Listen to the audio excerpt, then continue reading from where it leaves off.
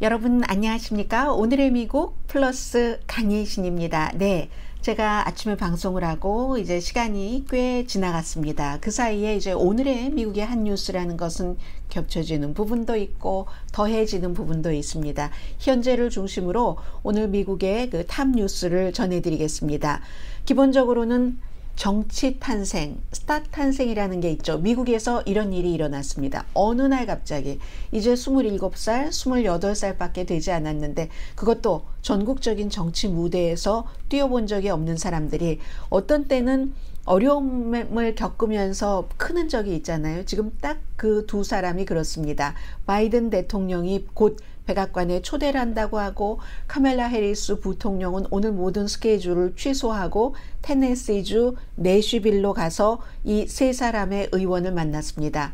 모두 민주당이고 두 사람은 테네시주 하원에서 제명됐고 한 사람은 살아남았습니다. 그런데 이게 민주당이 지금 굉장히 중요하게 생각하고 있는, 모든 부모님들도 중요하게 생각하고 계시는 총기 문제와 관련해서 시민들과 함께 최근에 어린 학생들과 뭐 선생님들도 숨지고 했기 때문에 총기 규제를 강화하자는 이 같은 그 시위를 의사당에서 했는데 예의 없게 했다. 이런 이유로 결국은 공화당이 주도하는 테네시 주 의회가 2명의 의원에 제명을 해버렸습니다. 그리고 또 한 명 그대로 둔 의원은 백인이에요. 2명은 흑인이고, 그러니까 이렇게 갑자기 정치 스타가 탄생해버린 겁니다. 저는 그야말로 이런 것을 표현하는 왜 한국어가 있잖아요. 한국말이 어떤 말이라고 할까요? 스포츠에서 자책골. 공화당의 자책골이 아니었는가 하는데, 제가 지금 자책골이라고 말씀드리는 것은 어찌 보면 너무 가벼운 경솔한 그런 말이고요. 지금 카멜라 해리스 부통령과 3명의 의원, 지금 이쪽에 카멜라 해리스가 있고, 그리고 옆모습이라 잘 보이지 않는데 저스틴 존스 27살, 저스틴 피어슨 퍼스트 네임이 같아요. 그리고 글로리아 존슨, 살아남은 공화당 의원들이 살려준 이 세 의원이 만나는 겁니다. 그리고 더 중요한 것은 보통 이제 두 사람이 제명이 됐으니까 특별 선거가 치러지기 전에 그 임시로 그 자리를 채워야지 되는데 주마다 지역마다 다 선거 방식이 다른데 이 경우는 한 사람은 내쉬빌, 또 한 사람은 멤피스가 지역구였기 때문에 그 지역구의 시의회가 임시로 누군가를 선정하는데요. 지금 27살에 저스틴 존스라는 지금 바로 이 사람입니다. 저스틴 존스라는 하얀색 어제 옷 입었었던 이 그 하원 의원은 내쉬빌의 시의원들이 40명인데 현재는 뭐 한 명은 어떻게 해서 빠지고 39명인데 과반 이상이 23명이 오늘 MBC 방송이 취재를 했더니 우리는 이 사람을 다시 그 공석에 놓겠다. 하원에서 공화당이 쫓아내버렸는데도 시의회가 그렇게 하겠다라고 발표를 했습니다. 그러니까 제가 스타 탄생이라고 말씀드리죠. 미국에서는 아프리칸 아메리칸입니다만은 이제 부모님 중에 한 분은 필리핀계거든요. 그래도 미국에는 흑인 피는 조금만 들어가도 흑인으로 칩니다. 버락 오바마 엄마 와이시예요. 아빠는 케냐에서 하버드로 공부를 하러 온 흑인이고, 그래도 흑인이잖아요. 이 사람도 엄밀히 말하면 흑인으로 분리되는 사람입니다. 월요일에 이 내쉬빌 시의회가 미팅을 열어서 우리는 다시 저스틴 존스로 한다. 시민들이 너무 원한다. 선거한 지 얼마 안 됐잖아요. 몇 개월 만에 이 사람들이 무슨 잘못을 그렇게 했겠습니까? 더군다나 주민들이 원하는 총기 규제를 강화하자는 목소리를 의사당에서 했는데 발언권을 받지 않고 했다 해서 그게 제명당할 이유라고 보는 사람은 별로 없지 않겠어요? 그래서 지금 그런 일이 있어서 스타 탄생이 됐고, 반더빌트 대학교에서 지금 신학 석사 과정에 있는 사람입니다. 그리고 99명의 테네시주의 하원 의원 가운데서도 가장 나이가 어립니다. 27살이니까요. 그리고 이제 두 번째, 바로 이 사람 저스틴 피어슨, 한 살 많은 28살 멤피스 시의회는 아직 이 사람을 하겠다 이런 얘기를 하진 않았지만 어쨌든 지난번에 엄청난 표 차이로 이겼거든요. 테네시주가 완전히 너무너무 보수적이긴 하지만 멤피스, 내쉬빌 또 그 여성 그 의원이 갖고 있는 지역구인 럭스빌 이런 데는 도시니까 아무래도 좀 진보적인 생각을 갖고 있는 사람들 또 민주당 유권자들이 많거든요. 그래서 역시 저스틴 피어슨도 굉장한 지금 가운데 있는데 검은색 옷을 입고 있고 사진이 좀 작습니다. 제가 한번 키워볼까요? 한번 키워보면 제가 아직 이 조작이 잘 서투네요. 제 말 안 듣네요. 안 커지네요. 아무튼 환경과 사회의 정의를 굉장히 외치면서 소셜 오거나이저로 일했던 사람입니다. 아무튼 이 두 사람이 인구 거의 14만 명의 유권자를 대표하는데 유권자에게 물어보지도 않고 공화당 의원들이 예의 없게 굴었다 해서 평소에 뭐 꼭 그 이유겠습니까? 굉장히 진보적이고 하니까 이참에 어떻게 할 수 있으니까 해보자 하면 여러 가지 마음도 어느 정도는 있지 않았을까요? 그런데 유권자들로서 너무 화나는 일이죠. 우리가 뽑았는데 왜 당신들이 가짜는 이유로 그 사람들을 해고시켜 의원에서 하원 의원 자리에서 이렇게 얘기를 하고 있기 때문에 대부분의 주민들은 동의하지 않는다. 공화당 다수당의 이건 횡포다. 민주주의가 작동하는 방식이 아니다. 무슨 에티켓 그 의회에서의 룰을 안 지킨 게 제명당할 일이냐. 그것보다 더한 것들도 공화당 의원들은 다 봐주면서 이런 얘기를 지금 하고 있습니다. 그리고 반란이고 폭동이라고 하는데 이게 무슨 반란이고 폭동이냐. 의사당에서 뭔가 의사 진행을 하고 있는데 시민들이 수천 명이 와서 총기 규제를 강화해 주세요. 커버넌트 초등학교에서 그렇게 많은 사람들이 갑자기 그 불과 몇 분 사이였잖아요.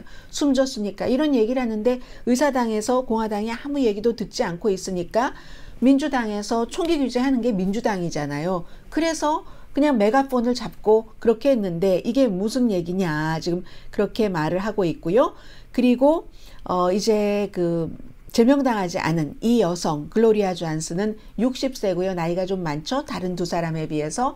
원래 학교 선생님이었는데 초등학교 고등학교 선생님이었는데 선생님이었을 때 총격 사건이 일어났답니다. 그래서 아이들이 막 이 선생님이 있는 교실로 막 뛰어오고 있는데 그 얼굴을 잊을 수가 없대요. 이 교사가 어제도 그런 얘기를 하는데 그런 것을 교실에서 당한 교사는 절대로 그 아이들의 얼굴을 잊을 수가 없고 그래서 그 아이들을 지키자고 총기 규제를 강화하자고 말한 게 뭐가 잘못이냐. 27년 동안 선생님을 하신 분입니다. 그리고 은퇴하고 나서 이렇게 하원 의원이 됐거든요. 파랗게 질린 어린이들의 얼굴 나는 절대 못 잊습니다. 이분이 이제 그렇게 그 얘기를 했고요.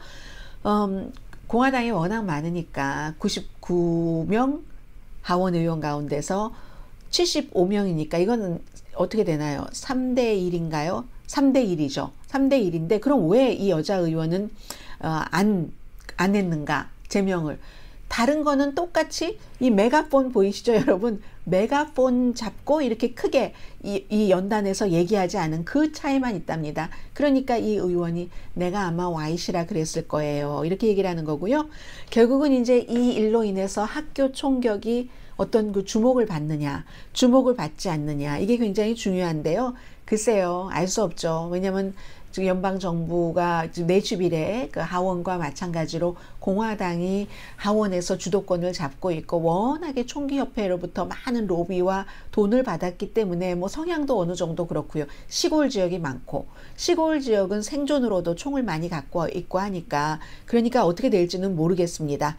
분명한 건 지금 텔레비전에도 나오고 있는데 내슈빌에 27살, 28살 그리고 60세의 이런 그 주 연방 차원도 아닌데 정치인이 하루아침에 스타가 됐다. 그리고 오바마 전 대통령은 어떤 정치적으로 논란이 있을 수도 있는 그런 문제에 대해서 참 말하지 않거든요. 그런데 이번에 말을 했잖아요. 이건 시민의식과 민주주의가 침식되는 것이다. 이런 얘기를 했고요. 영국의 이코노미스트와 유가브가 이번 주에 조사를 했습니다. 여론을 물어보는 거예요. 총기에 대해서. 완전히 미국에서 통일된 일관된 신원조회가 필요하다. 왜냐하면 주마다 다 다르고 동네마다 다르면 하나 딱 했었을 때 컴퓨터 같은 거 꼈을 때 나오지 않잖아요. 알 수 없으니까. 그래서 통일된 것이 필요하다라고 얘기를 하고요. 또 레드 플래그 법, 이 사람은 뭐 정신이 좀 불안정하다든가 여러 가지 문제로 인해서 총을 일시적으로 뺏는 것이요. 뭐 가족이 원할 수도 있고 뭐 배우자가 원할 수도 있고, 그런 그 레드 플래그 법을 지지하는 사람도 74%. 그리고 살상무기 금지, 이건 항상 대량 총격 사건은 거의 살상무기입니다. 그래서 살상무기를 금지하자 하는 사람이 공화당 42%를 포함해서 63%입니다. 아무튼 그렇습니다. 그리고 또 중요한 것은 두 사람 어쨌든 그냥 알턴리를 빼버렸어? 라고 테네시 공화당이 생각할 수도 있지만 다시 선거에 나갈 수 있거든요. 안 되겠습니까? 당연히 되죠. 그럼 손해본 사람이 누구냐? 이 두 사람의 청년 정치인들은 굉장한 이득을 본 겁니다. 하루아침에 스타 탄생했죠. 백악관에 가면 또다시 얘기를 하죠. 그런데 선거를 치르려면 그 지역에 세금만 쓰는 겁니다. 그래서 오늘 이게 어제부터 지금까지도 굉장히 핫한 뉴스고요. 이 사람들은 지역에 얼마나 정치인들이 많은데 네이션와이드로 인터뷰를 너무 많이 했어요. 어제 오늘 이런 일이 있었고요. 그렇기 때문에 저는 공화당, 테네시 공화당의 자책골이다. 이 경우에는 테네시 공화당이 좋으라고 이런 일을 했는데 좋을 것 하나도 없이 우리가 일상생활 할 때도 늘 경험하는 그런 부분이긴 하죠. 이 한 뉴스를 말씀드렸고, 두 번째는 이 뉴스는요, 사실은 한국 뉴스만 보면은, 제가 본 한국 뉴스만 그랬는지는 모르겠습니다만은 미국에서도 이제 한국 뉴스를 중심으로 이렇게 전하게 되는 경우들이 많거든요. 뉴스를 많이 여러분들께 보도를 해야지 되고 하면은 뭐 웬만한 번역 한국 것을 쓰기도 합니다. 그럴 때 오해하기 딱 좋은 겁니다. 예를 들어서 한국에서 헤드라인을 이렇게 뽑았습니다. 미국 정부가 성전환한 선수를 여성팀 활동을 전면 금지하는 움직임에 제동을 걸었다. 다시 불러드립니다. 왜 이렇게 말도 어려워요? 미 정부 그대로 전해드립니다. 미 정부 성전환 선수 여성팀 활동 전면 금지 움직임의 제동. 그러면 전면적으로 금지하지 않는다는 얘기처럼 들리잖아요. 사실은 이게 아닙니다. 그래서 오늘의 미국의 존재에 이유가 있다고 생각합니다. 저 혼자 박수 한번 치고요.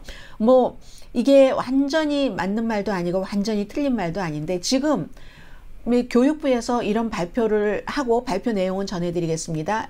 성전환자 성소수 커뮤니티에서 배신감을 느낀다고 얘기합니다. 교육부에서 발표한 것은 바이든 행정부의 뜻이죠. 지금 미국의 20개 주에서 성전환한 학생들이 여성 스포츠팀에서 일하는 것을 전면적으로 금지를 했어요. 그런데 성소수팀에서는 이걸 완전히 행정부에서는 그러면 안 된다, 이건 차별이다 해주기를 바랬는데, 그런데 바이든의 교육부는 학교에서 여러 가지를 고려해서 무조건 금지할 수는 없지만 상황에 따라서 금지를 허용을 한 겁니다.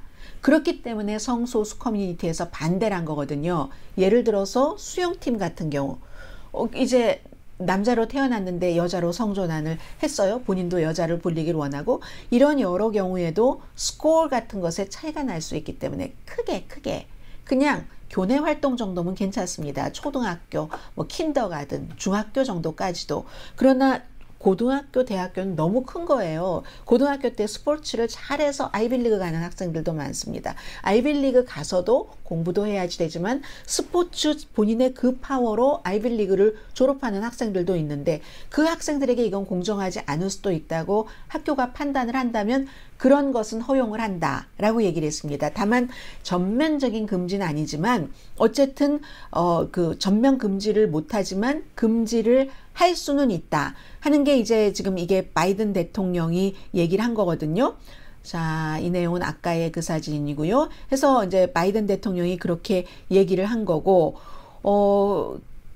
대신에 이제 금지를 하려면 이 금지가 공정한가? 말씀드린 것처럼 경쟁에 있어서, 아니면 스포츠를 하다 다칠 수도 있잖아요. 그런 부분이라든가, 그렇게 해서 이제 하이스쿨이나 대학교에서 금지하는 것도 인정을 한다.